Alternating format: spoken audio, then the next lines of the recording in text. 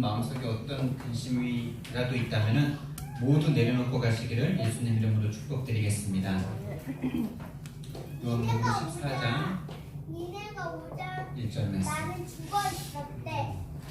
얘들아, 우리 마음에 근심하면요, 그 근심이 얼마나 여러분의 삶과 생각과 삶을 무너뜨리는지 모릅니다. 그리고 그 하나님의 구원을 받은 사람이 하나님이 믿어지지 않을 때 나오는 것이 근심, 염려, 걱정, 두려움입니다. 그리고 그 근심, 걱정, 염려가 문제가 아니라 하나님을 믿지 못하는 그 마음의 문제인 겁니다. 하나님을 믿지 못하면 어떻게 됩니까? 예전 뭐 재밌는 것 좀 보여주고 그러면 좋을 것 같아요. 네. 그 근심, 걱정, 염려가 문제가 아니고요. 하나님을 믿지 못하기 때문에 하나님으로부터 오게 되는 많은 축복들을 다 놓쳐버리는 것. 이게 저주입니다. 근심, 걱정, 염려는 좋은 것도 있거든요. 하나님의 뜻대로는 근심은 너희 영혼에 유익하다 그랬거든요. 그래서 근심, 걱정, 염려가 문제가 아니고 근심, 걱정, 염려를 할 수밖에 없는 그 상태, 하나님이 믿어지지 않는 그 상태. 하나님이 믿어지지 않으면 어떻게 됩니까? 하나님이 천지를 창조하신 우리 아버지신데 그 아버지가 주시는 많은 것들을 다 놓치는 거 아닙니까? 오늘 이 예배를 통해서 모든 근심 다 내버려버리고 하나님의 응답 받고 가시기를 예수님 이름으로 축원드리겠습니다. 네. 오늘 제 마음이 좀 설레더라. 요즘 설렘이라는 단어가 중요한 키워드인데 설레었어요. 이번 주에 제가 엊그제 이제 시골에 다녀왔는데 시골에 왔던 날 중에 이번처럼 많은 응답을 확인하고 응답을 받고 온 때가 없는 것 같아요. 그 응답을 조금 여러분과 함께 나누기 원하고, 그리고 오늘 이렇게 와야 될 분들이 많이 안 오고 이런 상황들을 딱 봤을 때 예전에는 많이 눌렸었는데 오늘은 오히려 좋더라고요. 오늘 중요한 말씀이 나오는데 졸고 이래가지고 좀 내 마음에 막 흐트러지면 안 되는데 이러면서 우리 의교성들이 오늘 안 주시기 바랍니다. 그래서 중요한 사람들 오늘 말씀 들으면 된다. 이 말씀이 딱 있으니까 안 오는 사람들에 대해서 걱정 염려가 없더라고요. 자, 오늘 서론입니다.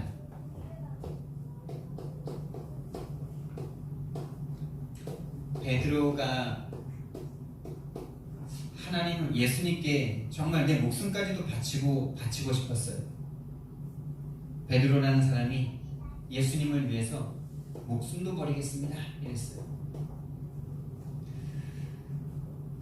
그랬더니 예수님께서 네가 나를 위해서 목숨을 버리겠느냐 그러시면서 그냥 말씀하셔도 되는데 네가 오늘 나를 다굴기 전에 나를 3번 부인할 거야 이렇게 그냥 말씀하셔도 되는데 그 말씀을 하시기 전에 진실로 이렇게 말씀하셨어요.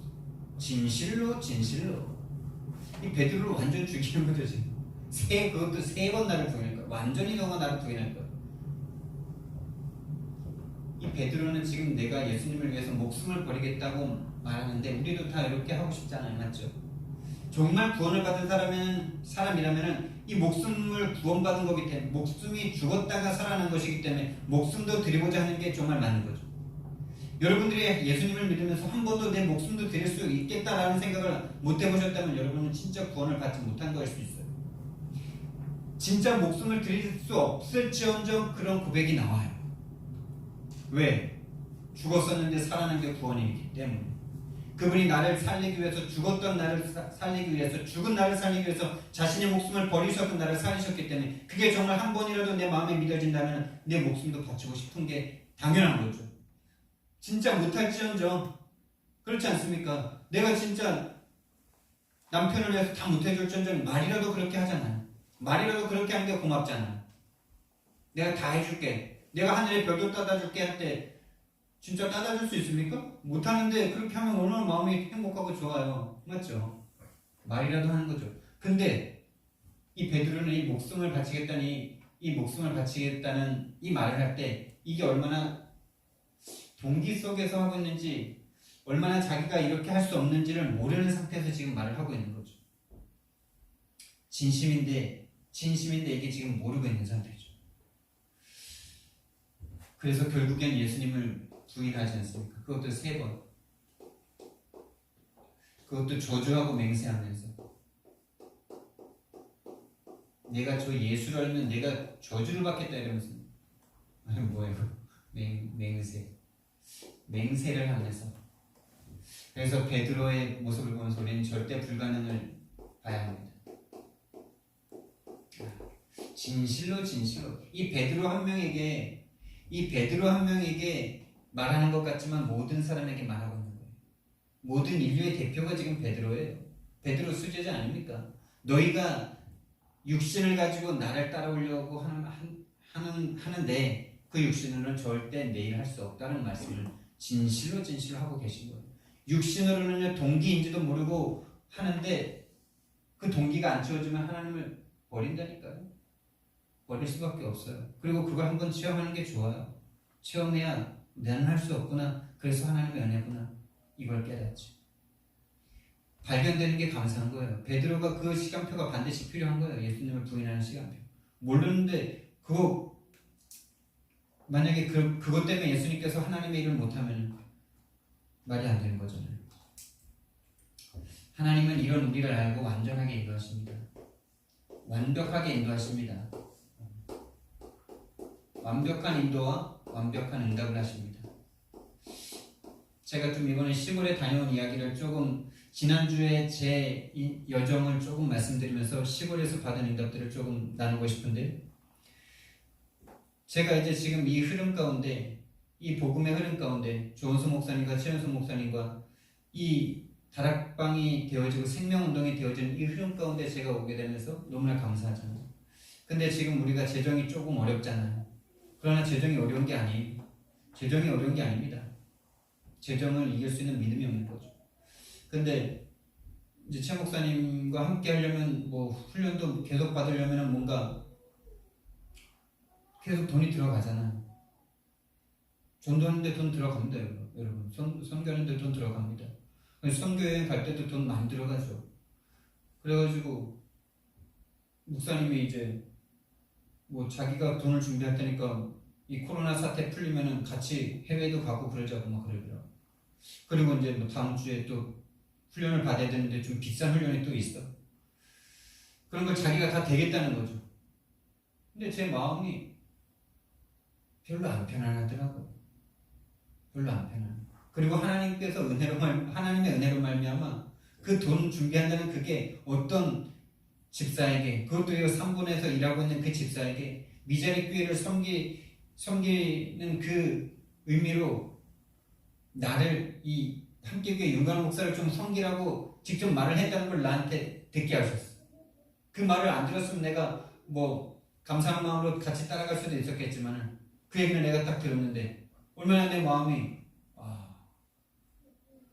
자존심 상한다고도 할 수 있고 정말 그래야 되나 이런 생각도 들기도 하고, 만약에 내가 정말 하나님의 부름받은 주의종이 맞고 전도자가 맞다면 우리 집사님들이, 우리 함께교회 성도들이 나를 위해서 헌신하고 그분들이 이 전도자를 섬기는 복을 받아야지, 이 생각이 저한테 딱 드는 거죠.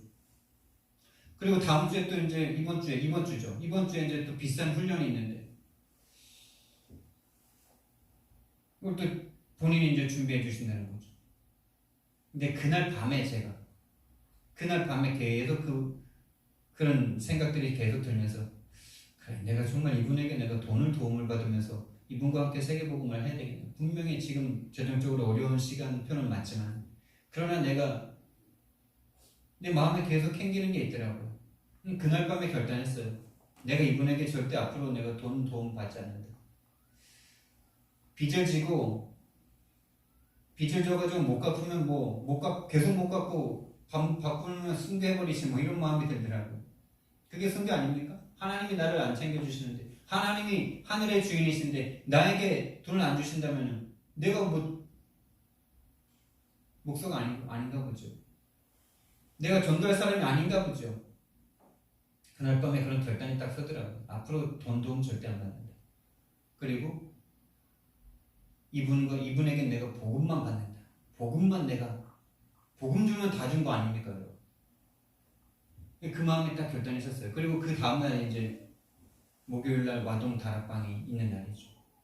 그래서 이제 메시지 다 끝난 다음에 이 말을 할까 말까 하다가 우리 집사님들에게 했어.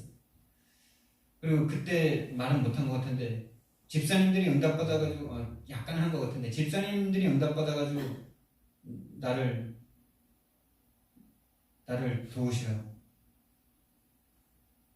도우셔야 됩니다. 아멘.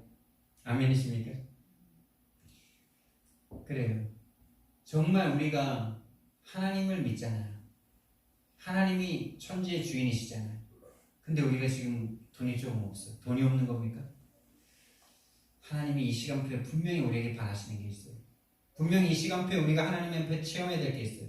그리고 그날 이제 제가 그렇게 결단한 거를 여러분들에게 말씀드렸죠. 제가 신학교를 다닐 때 내가 가지고 있는 돈을 다 쓰고 내 마음 가운데는 하나님께서 나를 모게 하셨고 하나님께서 나를 부르셨기 때문에 하나님께서 다 채우실 것이다. 이 믿음이 있었는데 내가 가지고 있던 돈이 다 떨어졌는데 그래서 이제 차비도 없고 밥 사 먹을 돈도 없는데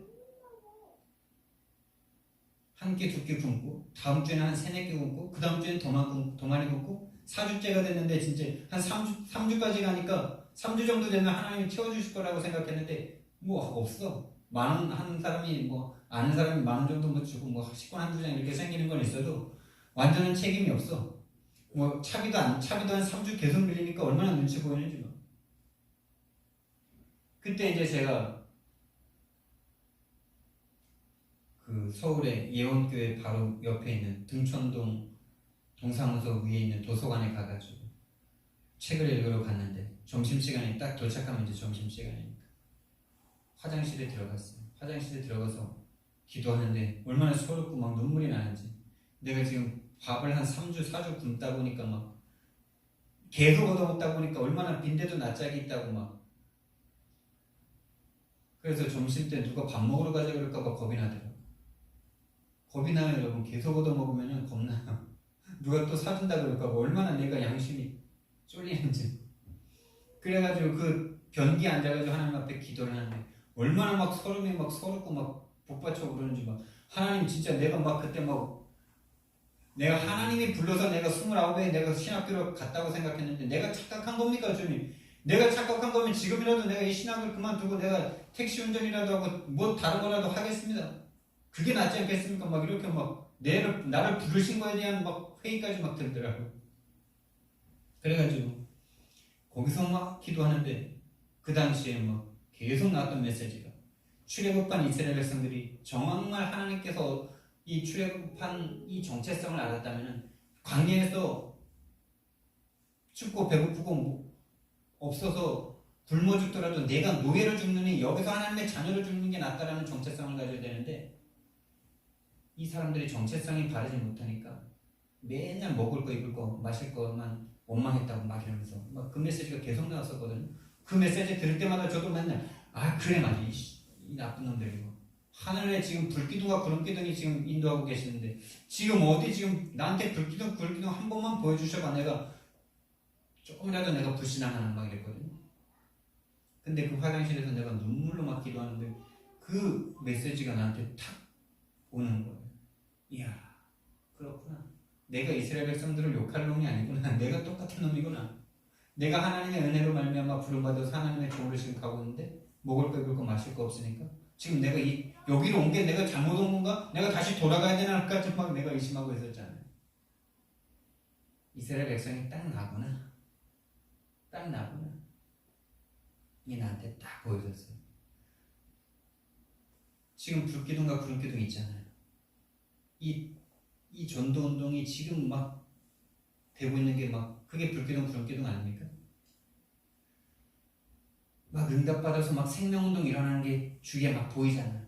그게 불기둥 구름기둥이죠. 하나님의 살아있는 역사인데 그걸 보면서도 나한테 응답이 없으니까 내가 하나님 원망하고 있구나 지금. 불신앙하고 있구나. 그러면서 내가 거기에서 하나님의 음성을 들었어요.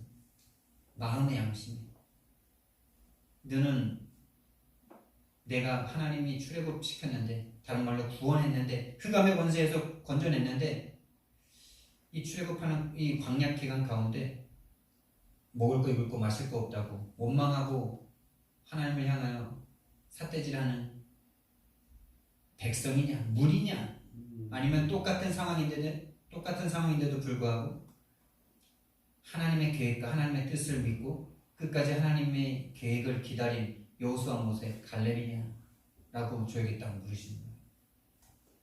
아, 제가 얼마나 부끄러운지. 제가 진짜 하나님 앞에 내가 의심했던 것까지 막 내가 이 자리로 왔는데 내가 진짜 주의종이 맞나 이거 의심한 것까지 막 회개가 막 되더라고요. 그러면서 내가 거기서 그래 내가 죽어도 여기서 죽자 이런 마음으로 하나님 내가 오직 말씀기도 전달 테니까 내 거 채워주십시오 이렇게 생각이 갔으면 얼마나 좋았겠어요. 내가 죽더라도 여기서 죽자라고 생각이 들면서 내가 돈을 벌어서라도 내가 여기 있어야 되겠다 이런 마음이 들더라고요. 뭐 그때 그 시간표에 하나님이 주신 최선이겠죠. 그것을 그래서 지금 또 한번 결단할 수 있는 것 아니겠습니까? 근데 그래서 그때 제가 이제 알바를 시작했어요. 대리운전을 시작했어요. 대리운전을 하면서 많은 현장을 보고 술 먹고 가는 사람들 전도하면서 많은 현장도 보고 그랬어요. 그리고 장학금도 받았어요. 뭐 여러 가지로 많은 응답을 받았어요. 근데 내 마음에 늘 찜찜함이 있었어요. 그때 그래도 그렇게 한 것이 하나님의 은혜였지만 하나님에 대해서 이 돈을 완전히 책임지시는 하나님을 믿지 못하고 내가 알바를 선택한 게 늘 찜찜했어요. 늘 찜찜했어요. 근데 지금 개척교회를 하고 또다시 이런 경제적인 압박이 오고 있는데 그날 밤 수요일날 그날 밤에 제가 결단이 되더라고요. 지금 어려울 이때 결단 안 하면 내가 그 하나님에 대해서 경제에 대해서 100% 하나님을 믿지 못했던 그 믿음을 언제 내가 다시 회복하겠니? 나중에 좋아졌을 때 결단하는 게 그게 결단입니까? 그건 결단이 아니잖아. 결단할 수 없잖아. 결단할 수 있는 시간표는 지금밖에 없잖아.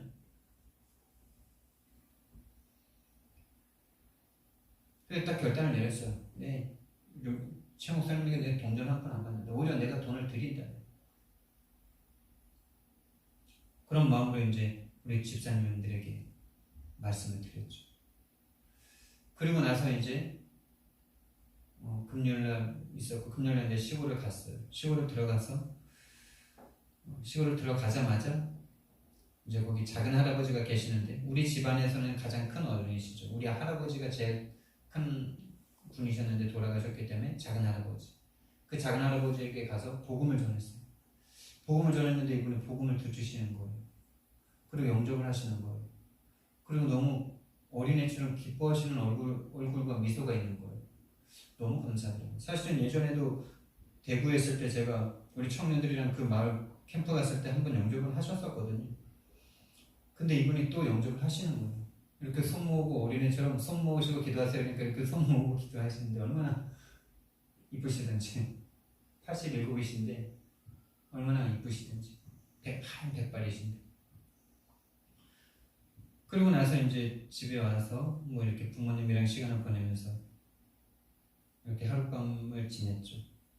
하룻밤을 지내고 그날 이제 새벽에 이제 아버지 일을 좀 도우라는 거예요, 어머님이. 시골에 가게 된 이유가 이제 어머님이 뭐 김치 가져러 가라 그래가지고 김치 가져가라 그러셔가지고 그래 우리가 김치가 떨어질 때를 어떻게 아시고 딱 오라 하시네. 근데 저는 김치라는 마음보다는 그때 이제 그렇게 통화를 하면서 어머니한테 제가 문득 물었어요. 어머니 평안하세요? 이러니까 평안하지? 이러더라고요.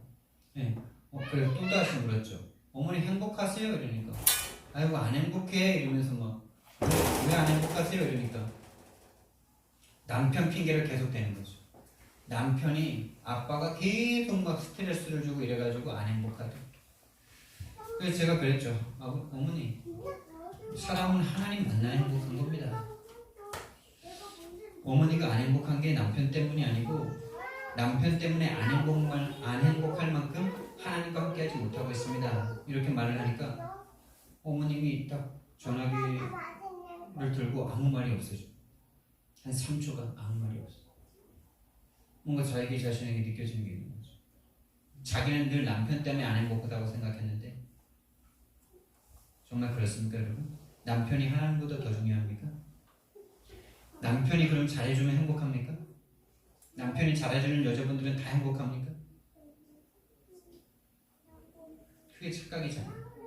뭔가 누군가 나에게 불행을 갖다 줘서 불행하다고 생각하고 본인 안에 행복이 없기 때문에 남편이 문제가 될 뿐인데 그 얘기를 하고 딱 났는데 이번 주에 당장 가야 되겠다 이런 생각이 들더라고요. 어머니한테 좀 말씀을 드리고 이 메시지를 좀 드리고 싶다라는 마음 때문에 가게 됐는데 그렇게 하고 나서 이제 그 다음날 어머님이 이제 아버지 일을 좀 도우라고 막 아침부터 막 깨우시더라고. 아침 6시부터. 그래가지고 이제 마지못해 일어나서 막 옷을 입을 준비를 하는데 어머님이 이제 중요한 얘기를 하시는 거예요. 지금 저 위에 산 위에 있는 땅이 있는데 그 땅을 팔아가지고 돈이 한 몇천만 원 있대요. 몇천만 원을 받았대요. 그거를 나를 주겠다는 거예요. 우리 집 이사할 때 그걸 주겠다는 거예요. 그 얘기를 딱 듣는데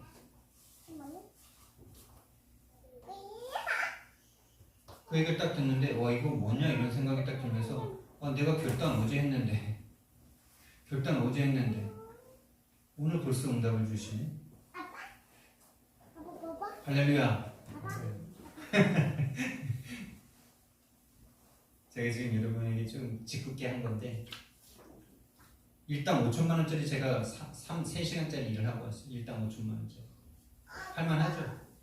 부모님 말을 들으면 자다가 떡이 나온다는데 부모님 말씀 잘 들으시기 바랍니다. 헷갈리지 마시고요. 제가 잠깐 농담을 한 거고요. 그 말씀을 딱 하시더라고요. 시골 땅이 얼마나 싼지 1,400평을 팔았는데 5천만 원밖에 못 받아. 근데 그 얘기를 딱 듣는데 너무 감사하더라고요. 일단은 너무 감사했어요. 와, 내가 엊그제 결단했는데 하나님이 바로 응답을 주시네. 이러면서 이제 오이밭에 가가지고 하우스에 가가지고 오이를 막 따는데 어머니가 이제 오시더라고. 아침 참을 가지고 딱 오시는데 내가 이제 어제 작은 할아버지가 영접된 걸 어제 밤에 말을 했고 그리고 이제 그 참을 가지고 오셨길래 그 한 잔 마시면서 과일을 갈아서 오셨는데 그거 마시면서 오늘 할아버지한테 가서 같이 예배 좀 드려요. 어제 영접하셨는데 오늘 가서 예배 좀 같이 드려요. 이러니까 어머님이 아유 뭘 가 나 바빠 이러면서 그냥 성경이나 갖다 주고 성경이나 읽게 하면 되지 이러는 거야. 성경을 읽게 하면 되지도 아니고 성경이나 읽으면 되지. 성경이 나. 내가 얼마나 화가 나는지. 이미 그 사람은 그런 상태인 걸 알았기 때문에 화는 안 나지만 너무나 안타깝더라고요. 지금 예수님을 우리 집안의 가장 큰 어른이신 이분이 예수님을 영접하고 하나님의 자녀가 되는 이거에 대한 기쁨과 감사와 감격이 조금도 없어요. 그래서 제가 아니 성경책을 읽는다고 성경책이 들어옵니까 지금? 하나님을 믿은 지 어젠데 성경을 읽는다고 성경이 이해돼요? 성경 읽다가 이단 나와요? 이러니까 또 어머님이 맞아 막 이러면서 그 마을에 작은 교회에 한 집사님 얘기를 하시더라고요. 그 집사님이 막 귀신에게 시달리고 막 이혼당하고 막 이러면서 교회를 오게 되면서 막 은혜를 받아가지고 막 전도하고 다니고 있던 한 집사님이 그 전달에 어버이날 때 갔는데 그 집사님을 한번 만났었는데 그 집사님이 그때 이제 잠깐 와가지고 막 자기가 전도한 얘기를 했던 사람이에요. 자기가 막 그 집사 얘기를 하면서 그 집사가 지금 이상하게 됐다는 거예요. 그 집사가 지금 이상하게 돼가지고 교회도 안 나오는데 교회도 안 나오면서 목사님 욕을 하고 목사님보다 자기가 더 중요하고 자기가 하나님이다 그러면서 자기가 그 다음에 이제 교회를 안 나오는 상태 가운데 한번 만났는데 무슨 일 때문에 왔는데 눈이 완전 갔다는 거예요. 눈이 완전 사로잡혔다는 거예요. 그 사람이 아니라는 거예요. 완전 사탄이라는 거예요 지금. 그 얘기를 딱 듣는데 얼마나 내가 마음이 부끄럽고 죄송하고 미안한지 그때 정말 이 사람을 점검을 해주지 못한 게 너무나 마음이 아프더라고요. 그래가지고 그분에게 그럼 가자 우리가 그분한테 가서 우리 복음 좀 전하자. 그러니까 또 싫어요. 싫어. 아유 바빠. 할 일도 많아 막 이래. 소영 같이 먹을까? 와. 안 돼? 우리 어머님이 처음에 예수님 믿었을 때는 아무것도 모를 때는 아무것도 모르고 구원의 은혜가 막 감사할 때는 옆에 귀신한테 비는 할아버지, 귀신에게 정하는 할아버지, 그 할아버지한테 가서 찬양 불러주고 자기가 아는 복음 말해주고 이러면서 그 할아버지가 죽으실 때 아주 평안하게 예수님 믿고 돌아가셨는데 지금 세월이 지나 40년이 지나 엄마 이렇게 겉모습은 장로가 되었는데 귀신에게 시달린 집사에게 못 가. 예수님 영접한 세신자에게 가지 못해. 뭡니까 여러분? 출애굽기 말씀을 우리가 지금 2부 메시지 때 계속 보고 있는데 출애굽한 이스라엘 백성들의 모습이 딱 우리 가정의 모습으로 딱 보이더라고요. 출애굽한 이스라엘 백성들의 모습이 어떻습니까? 왜 애굽으로 들어가게 됐습니까? 분명히 구원받아서 아브라함, 이삭, 야곱, 요셉에게 가가지고 진짜 애굽을 정복하면서 들어가게 됐지 않습니까? 근데 정복하고 들어갔는데 사는 곳이 애굽이죠. 사는 곳이 세상이죠. 우리가 구원받고 엄청난 신분과 권세가 우리에게 주어졌는데 엄청난 신분과 권세가 우리가 주어졌잖아요. 그래서 그때 그 당시에 그 마을에 많은 사람들이 막 교회도 오고 그랬잖아요. 근데 사는 곳이 계속 세상이다. 그런데 시간이 점점점 지나면서 언약이 희미해졌어. 그래서 애굽의 노예가 되어버렸죠. 완전 학대를 당했죠. 지금 우리 가정의 모습이 40년이 지나왔는데 겉모양은 장로가 2명, 목사가 2명, 권사, 집사 있어요. 근데 그 마을에 영접한 사람이 세신자들이 있는데 세신자에게 가서 복음을 전해줄 수가 없고 지금 귀신에게 완전히 잡혀가지고 시달리고 있는 그 영혼에게 갈 수 없는 상태가 되어버린 거죠. 그 얘기를 딱 듣는데 그 원집사 얘기를 딱 듣는데 내 마음이 너무나 막 분통한 거예요. 아 그때 못 도와준 거 그리고 지금 가자는데 못 간다는 그 말 안 가고 싶다는 그 말을 딱 듣는데 제가 무슨 마음이 들었냐면 내가 우리 어머님이 주시겠다고 하는 그 돈을 받으면 안 되겠구나 이런 생각이 딱 들더라고요. 내가 이 돈을 받으면 우리 어머님 아버지에게 내가 메시지를 할 수 없겠구나 이 생각이 나기 딱 드는 거예요. 그래서 내 마음의 결단이 또 딱 서더라고요. 아, 이 돈 내가 거부해야 되겠다. 이 돈 받아버리면 아버지 어머니에게 내가 메시지를 할 수가 없겠구나. 메시지를 해도 듣기지가 않으시겠구나. 내가 오늘 거부한다. 이 마음이 딱 드는 거예요. 그래가지고 이제 밥을 먹으면서 아버지한테 이제 얘기를 했어요. 아버지, 우리 밥 먹고 잠깐 예배 한 10분만 하고 농사 다시 해요. 예배 드리시면 내가 계속 이후에도 농사 계속 도와드리고 안 하면은 내가 안 할 거라고 그러니까 예배 드리시더라고요. 그래서 15분 동안 이제 밥 먹고 다 들어오지 못 입고 예배를 시작했어요. 그 말씀을 제가 했어요. 이 출애굽기 말씀을 가지고 우리 가정이 지금 구원받아서 하나님의 자녀가 돼서 이 마을에 엄청난 영향을 미쳤었는데 지금 세월이 흘러 40년이 지났는데 언약이 희미해지니까 노예가 돼버렸다. 어머님이 지금 아버지의 노예 되신 거 아닙니까? 돈만 믿고 섬기는 아버지의 노예가 되신 거 아닙니까? 다 말해버렸어요. 그래서 지금 일 바쁘다는 핑계로 지금 구원받을 사람이 있는데 못 가는 거 아닙니까? 어머니가 옛날에는 그 귀신한테 비는 할아버지한테 가가지고 그렇게 찬송 불러주고 그렇게 아무것도 아는 것 없는 세대에 가가지고 세신자가 가가지고 그렇게 전도를 하셨는데 지금은 장로가 되셨는데 아무것도 못하죠. 그리고 육신은 농사 짓다가 완전히 세상이 원하는 그 돈, 세상이 원하는 성공 그거를 예수 믿고도 그걸 추구하다가 지금 허리 완전히 병들어가지고 2번 수술하시고 아무것도 못하는 상태 된 거 아닙니까? 다 말해버렸어요. 그리고 5천만 원 내가 안 받겠습니다. 그래서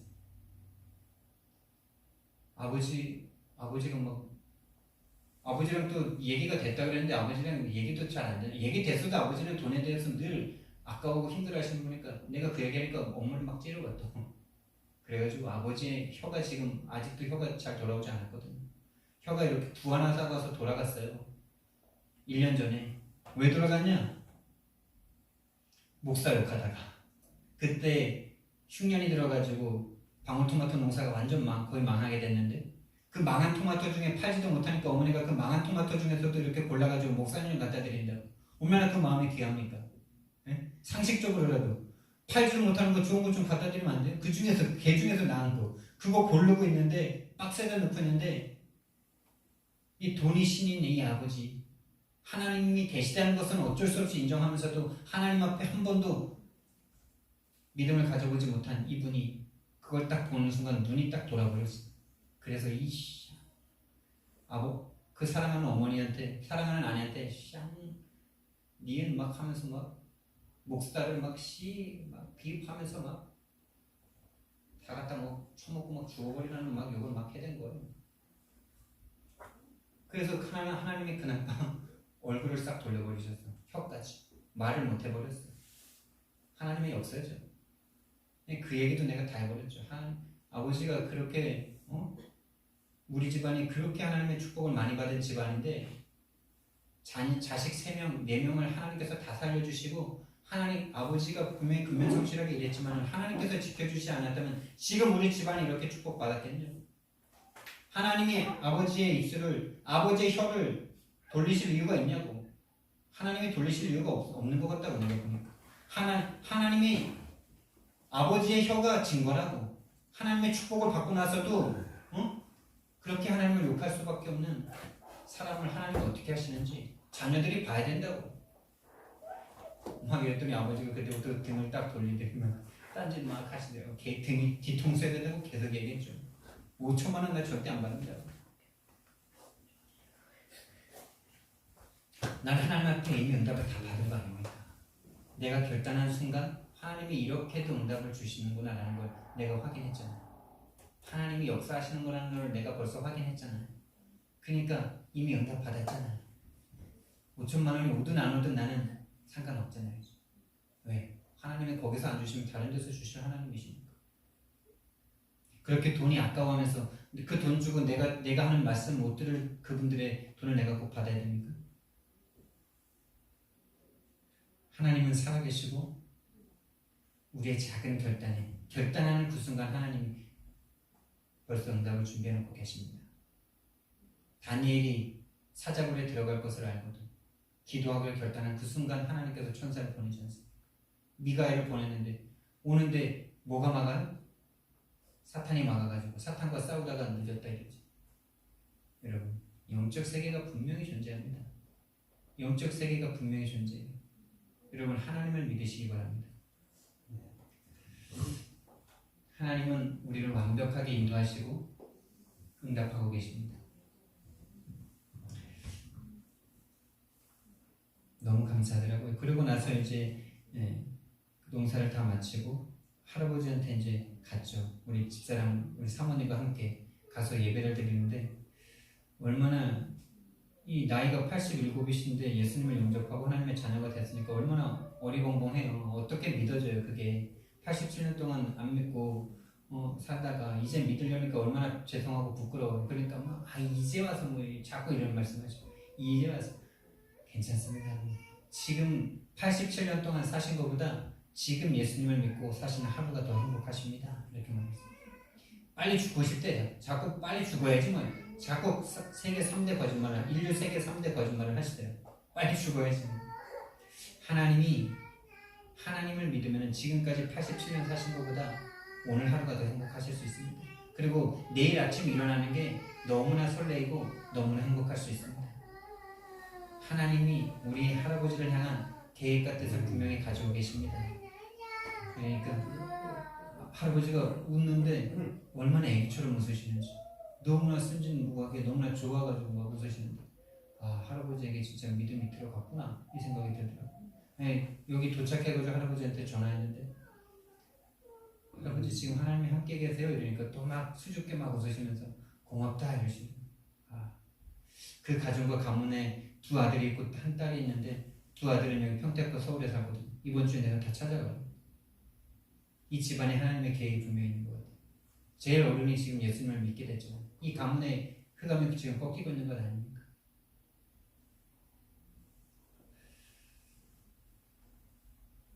여러분 정말 우리가 하나님의 자녀가 맞고 하나님이 원하시는 일을 한다면 하나님이 우리의 모든 것을 책임지시는 거에 맞습니까? 정말입니다. 문제가 있다면 하나님을 믿지 못할 뿐이에요. 만약에 하나님을 믿고 내가 돈 도움 안 받겠다라고 생각하고 돈을 뭐 정말 하나님이 원하시는데 다 썼어. 훈련비 쓰고 선교비 쓰고 했는데 빚을 져서 썼는데 안 갚아주셔 하나님.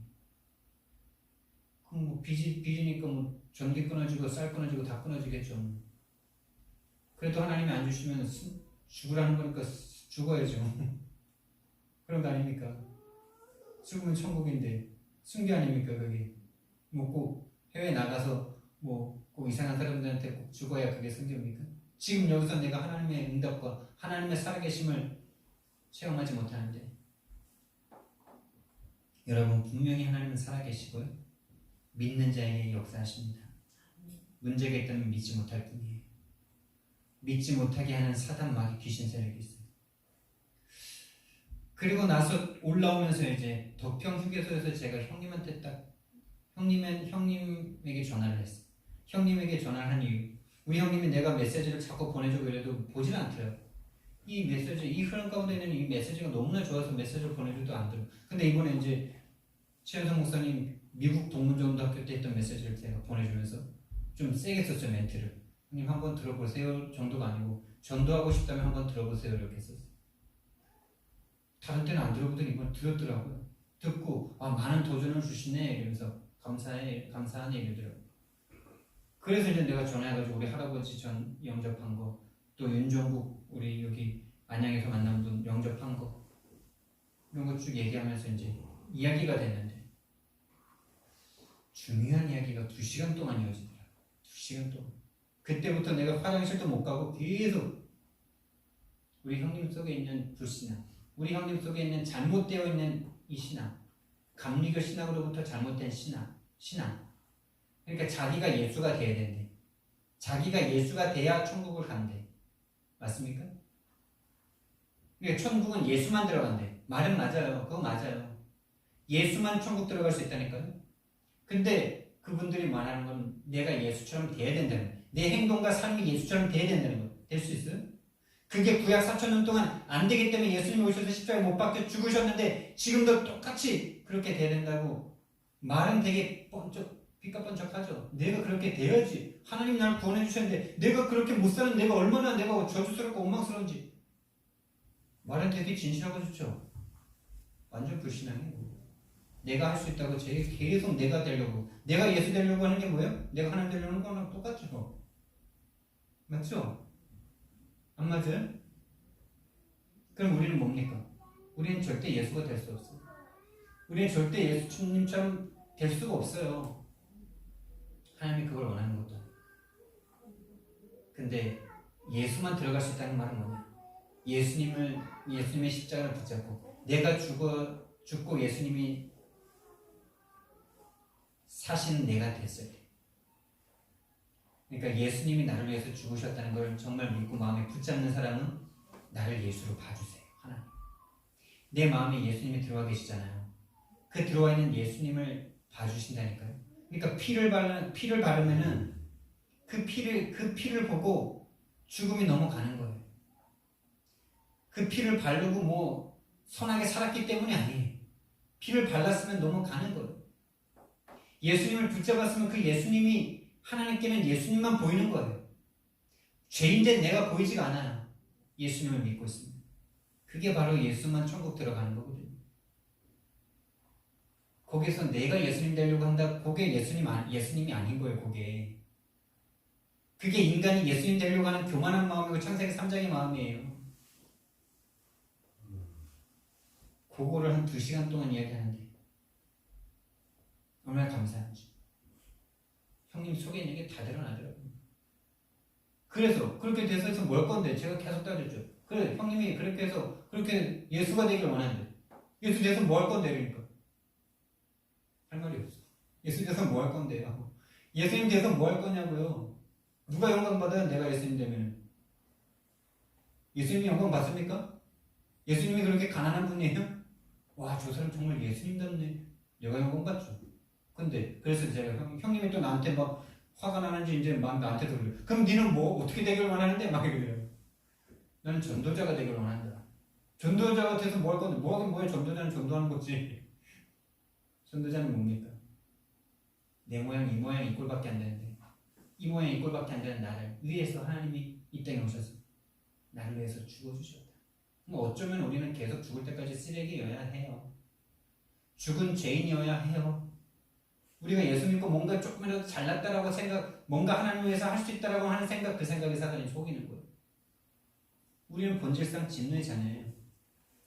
예수님을 놓치는 순간 그 본질상 자녀의 그 본성이 나오게 돼 있어요. 예수님을 놓치는 순간, 예수님 뿐이다라는 것을 놓치는 순간, 예수님 아니면 나는 죄인이다라는 순간, 그 마음을 잃어버리는 순간 우리는 어느새 하나님 자리에 내고 올라가 있다니까요. 예수님 되려고 하는 그 마음이 창세기 3장에 네가 하나님처럼 된다는 말과 똑같지 않습니까? 다음에 만나면 그걸 좀 얘기를 해주려고. 그때는 더 세게 말을 못했는데 그 마음이 창세기 3장의 마음이에요. 형님이 예수님 절대 될 수가 없어요. 예수님이 우리를 이렇게 덮어주시는 거지. 덮어주시니까 하나님 앞에는 우리가 안 보이고 죄인된 우리가 안 보이고 예수님이 나를 사랑하셔서 나를 위해서 죽어주신 예수 그리스도인인 나밖에 안 보이는 거예요. 은혜죠. 그래서 은혜죠. 얼마나 감사한지. 이번 시골행은 진짜 하나님이 모든 응답을 다 준비해놓고 나를 갔다 오게 하신 것 같아요. 얼마나 감사한지. 여러분, 하나님께서 우리에게 원하시는 것이 무엇입니까? 하나님이 구원하신 백성, 구원하신 자녀에게 원하시는 한 가지. 하나님은 우리에게 원하시는 게 많지 않아요. 많은 헌금을 드리는 것도 하나님 앞에는 중요한 건데 중요한 게 아니에요. 거기에 믿음이 없다면 그건 아무것도 아니에요. 하나님이 우리에게 원하시는 것은 한 가지인데 세 가지로 말할 수 있어요. 오직, 절대, 100%. 이게 세 가지인데 한 가지고요. 세 가지인데 한 가지예요. 그냥 한마디로 말하면 그냥 믿음. 오직은 어떤 믿음입니까? 신부가 여러분 이게 어려운 것 같습니까? 오직의 믿음, 절대의 믿음, 100%의 믿음 갖는 게 여러분 어렵게 느껴지세요? 그렇다면 여러분들은 아직 한참 더 가셔야 돼요. 사실 이게 안 되면 어려워요. 이게 아니고서 하나님 믿는 게 힘들다니까요. 뭔 말인지 이해가 되시는 분들은 은혜 속에 있는 분들이에요. 신부가 오직 남편만 보는 게 힘들고 어려워요. 신부가 오직 남편만 안 보고 다른 남자 막 보고 있는 그게 어려운 거예요. 그게 분열이에요. 그게 불가능인데 그걸 하고 있는 거예요. 우리가 하나님 믿으면서. 신부가 오직 남편만 바라는 그 마음. 절대의 믿음. 자녀가, 어린아이 같지 않으면 하나님 나라에 들어갈 수 없다 그랬죠. 절대로 들어갈 수 없다 그랬습니다, 여러분. 어린아이의 특징은 뭡니까? 부모 절대 의존적인 존재잖아요. 부모가 절대적인 존재잖아요. 어리면 어릴수록 부모가 없으면 죽어버리잖아요. 그 어린아이가 엄마를 그렇게 붙잡는 게 어려워요? 어렵냐고요? 그게 아니면 그냥 죽음인데 100%의 믿음. 여러분 99%의 믿음은 믿음 아닙니다. 이게 뭐 노력하라는 게 아니고요. 이 1%의 동기를 가지고 99%의 믿음의 모습을 보일 수 있다니까요. 연기할 수 있어요. 연기. 인간은 그렇게 할 수 있어요. 이게 바로 유다 아닙니까? 유다와 유다가 이랬죠. 1%의 자기 동기를 위해서 가정 버리고 직업 버리고 삶 버리고 예수님을 따랐죠. 결국에 동기가 딱 안 채워지니까 1% 자기 게 안 채워지니까 하나님은 언제든지 버릴 수 있게 됐죠. 예수님을 팔아버렸죠. 그리고 회개도 못해. 회개하면 되는데 회개를 못해. 왜? 절대 불가능을 인정을 안 해. 이 절대 불가능을 인정하는 게 사람들에게는 십자가를 지는 것과 같은 거죠. 예, 결론에도 나올 건데 절대 불가능을 인정한다. 이게 뭔가 자존심이 강하고 내가 하나님 돼 있는 사람에게는 나의 불가능을 인정하는 게 절대로 안 된다니까요. 하나님, 예수님의 너희는 마음에 근심하지 말아라. 너희는 마음에 근심하지 말아라고 한 그때가 언제입니까? 예수님께서 너희는 마음에 근심하지 말아라 이렇게 말씀하신 때가 언제냐? 예수님께서 세족식을 마치고 유다가 나를 배반할 거다라는 말씀을 하세요. 그러니까 12명의 제자 중에 세족식 이후에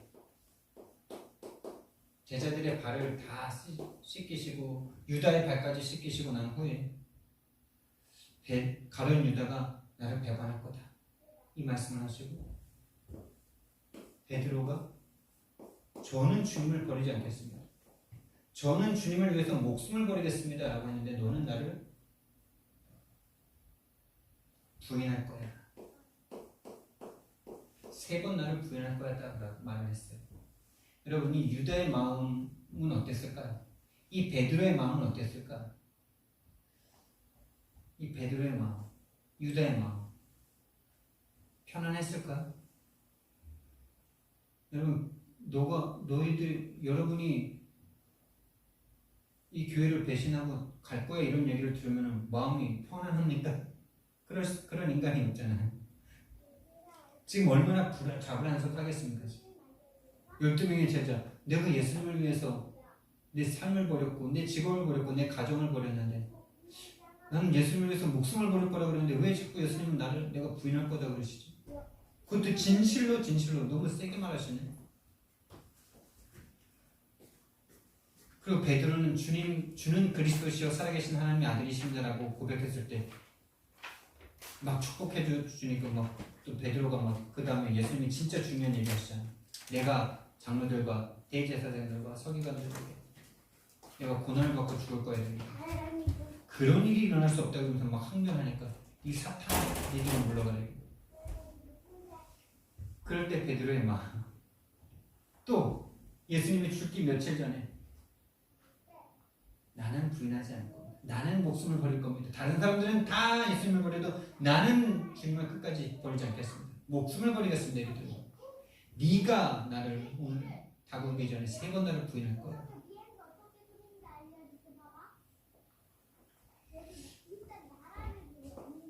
이 2명과 함께 또 있었던 사람이 누구냐? 세족식이니까 12명의 제자라면 10명의 제자. 이 제자들의 마음은 어땠을까요? 이 베드로마저도 베드로와 유다 좀 잘 나가는 제자들 아닙니까? 유다는 임원 아닙니까? 임원. 회계를 맡은 임원. 아니 뭐 청년부 같은 데서 회계 임원 아무나 시킵니까? 믿음 좋은 사람 시키잖아요. 믿을 만한 사람 시키잖아요. 베드로는 좀 회장격 아닙니까? 회장격 회계가 지금 예수님 앞에 지금 질타를 당했어 지금. 얼마나 이 10명의 제자들은 더 그랬겠어요. 베드로가 저 정도면 유다가 저 정도면 나는 맞죠? 지금 얼마나 불안했겠습니까? 그런데 예수님께서 그때 뭐라고 말씀하십니까? 마음에 근심하지 말라. 너무나 적절한 타이밍 아닙니까? 이 14장이랑 이렇게 끊어져 있지만 이 성경이 원래 쭉 연결되는 거 아닙니까? 이거 나중에 나는 거잖아요. 장절로 사람들이 나는 거잖아요. 저와 여러분이 어디를 같이 찾아야 되니까 그렇게 나가는 거잖아요. 이렇게 마음이 심란한 그럼 우리가 다 버리고 정말 예수님을 3년 6개월 동안 따랐는데 우리가 안 된다고? 마음이 막 불안한 상태 가운데 너희는 마음에 근심하지 말라 이렇게 말합니다.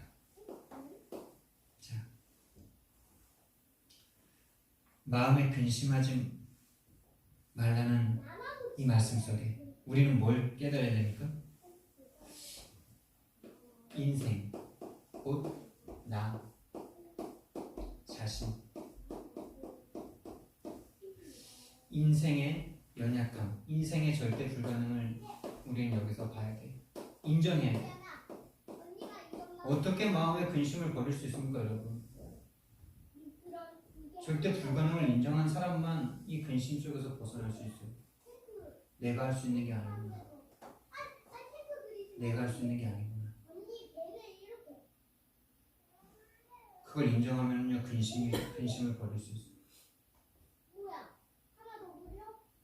절대 불가능을 인정하면.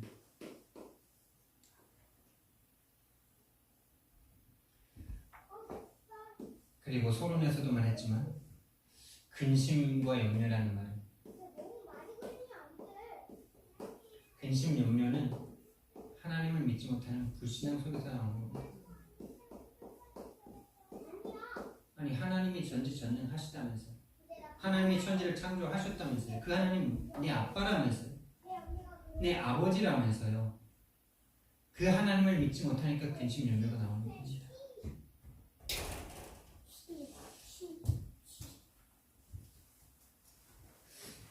절대 불가능할 수밖에 없기 때문에, 인생은 절대 불가능할 수밖에 없기 때문에 근심이 되죠. 근데 그것을 인정하는 순간 우리는 저걸 인정하고 싶어 하지 않습니다. 왜? 우리 마음속에 내가 하나님이라는 이 죄악이 늘 도사리고 있기 때문에. 내가 왜요? 내가 할 수 있는데 왜? 내가 할 수 있을 것처럼 늘 생각하죠. 근데 절대 불가능할 때는 늘 근심, 염려, 두려워요. 돈이 없어지면 두려워요. 뭔가 좀 상황이 좀 안 풀리면 두려워요. 내가 주인이니까. 내가 주인이면 절대 안 돼요. 근데 나는 절대 불가능하다는 것을 인정하면요, 여기서부터 평안이 옵니다.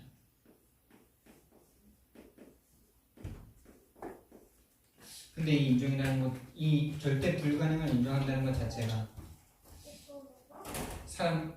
내가 주인되어 있는 사람들에게는 그걸 인정하는 게 이 십자가를 지는 것만큼 어려운 거예요. 그래서 절대 불가능함을 인정한다. 그 사람은 진짜 구원받은 사람이에요. 진짜 십자가를 통과한 사람이에요. 근데 인정이 안 된다. 십자가랑 나랑 계속 안 맞습니다. 십자가는 쳐다볼 때 십자가가 우리를 정죄하지 않습니까? 너희들이 이만큼 죄인이라는 사실을 계속 우리에게 찔러대지 않습니까? 하나님이 오셔서 십자가에서 죽지 않으면 안 될 만큼 너희들이 죄인이라는 것을 계속 우리에게 선포하시는 거 아닙니까? 그걸 인정하는 사람은 은혜로워하죠. 그걸 인정하지 않는 사람은 계속 하나님과 대적합니다. 난 죄인 아닌데 왜 십자가 왜 졌어? 이러면서. 그것이 매일마다 인정되시기를 예수님 이름으로 축원드립니다. 그러면서 하나님을 믿으니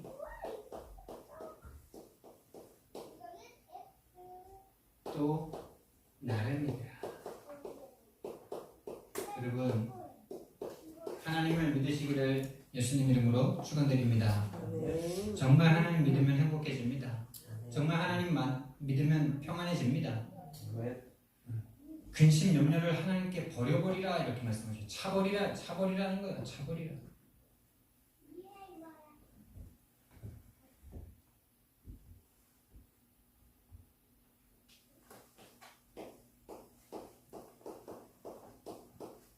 오직 절대 100%의 믿음. 계속 반복되는 것 같은데 이 믿음 속에는 나의 절대 무능을 인정하는 것이 들어가는 거죠. 사실 우리는 절대 무능하다는 것을 인정할 때 하나님께서 우리에게 믿음을 주시는 거죠.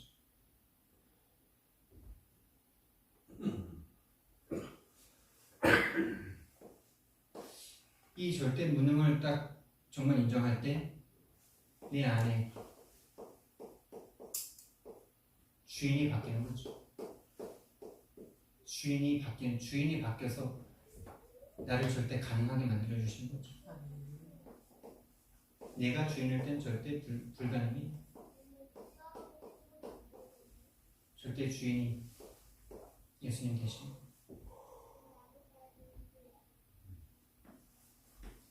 그래서 이 절대 불가능한 우리들을 절대 가능하게 하시기 위해서 하나님께서 이 땅에 오셔서 십자가에서 그 일을 이루신 겁니다. 십자가에서 다 이루었다.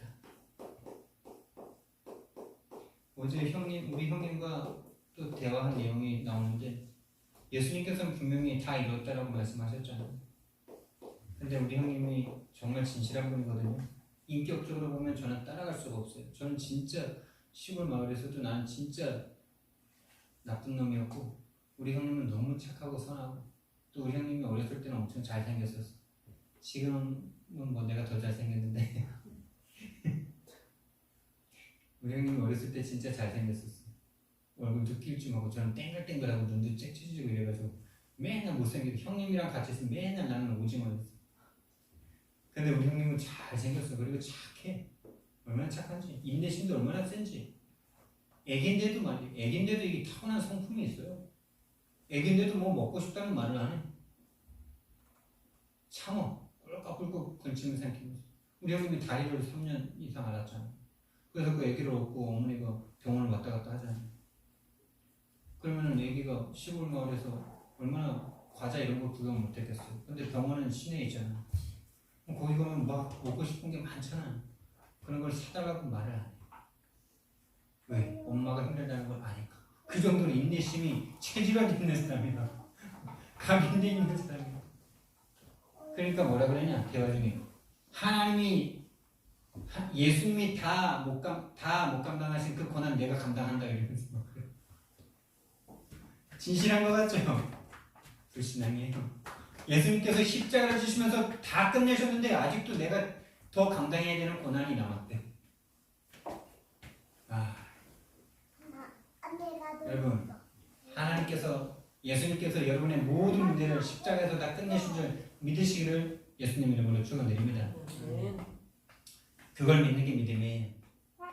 자꾸 인간 중심으로 예수님이 지신 그 십자가 내가 져서 예수님이 다 감당하지 못한 그걸 내가 더 감당함으로 하나님의 일을 내가 더 이루겠다 이게 진짜 조금만 생각하면 그게 얼마나 큰 교만인데 그게 되게 진실한 것처럼 느껴지고 그게 육신적인 눈으로 보면 그 사람은 되게 존경받습니다.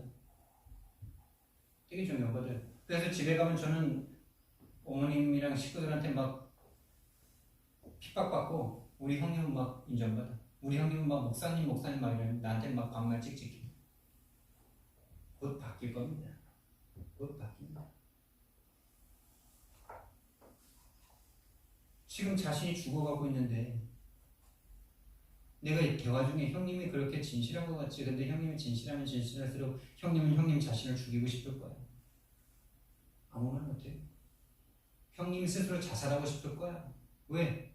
해도 안 되는 자기 자신의 죄를 보는데. 그리고 자기 자신을 살리지 못하니까 다른 성도들도 죽일 거야. 살리지 못할 거야. 아무 말 못해.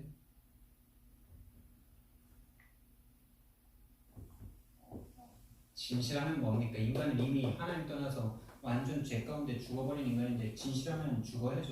진실하면 죽습니다, 여러분. 진실하면 죽어요. 죄인인 걸 보는데 불가능한 걸 보는데 해도 안 되는 자기 속의 죄악을 보는데 자살밖에 없지. 진실한 인간이 선택할게.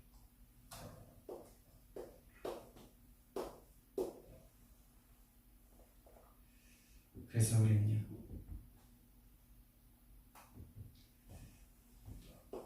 오늘 이 단어가 계속 많이 나오네요. 인정이 믿음입니다, 여러분. 우리는 믿음 가질 수 없잖아요. 나 자신의 절대 불가능을 계속 인정하는 거예요. 절대 불가능한 존재이고 계속 한계를 맞을 수밖에 없고 나 자신은 절대 변할 수 없다는 스스로 변화할 수 없다는 것을 여러분이 스스로 인정하기 시작할 때 참된 믿음과 여기서부터 참된 응답이 시작될 겁니다. 참된 전도가 여기서부터 시작됩니다. 그렇지 않으면요 요거 인정되지 않은 상태에서 전도 막 되잖아요. 그 사람이 교만해져가지고 그 원집사처럼 돼요. 진짜 불쌍하죠. 그래서 여기서부터 진정한 감사가 나오셔야 돼요.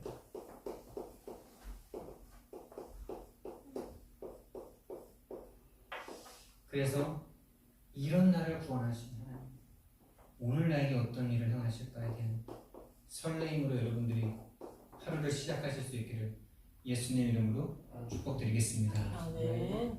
사랑의 하나님, 은혜와 사랑을 감사를 드립니다. 오늘도 우리를 위해서, 오늘도 우리 안에 함께 계시면서 우리를 향한 하나님의 계획과 뜻을 성취하고 계신 주님,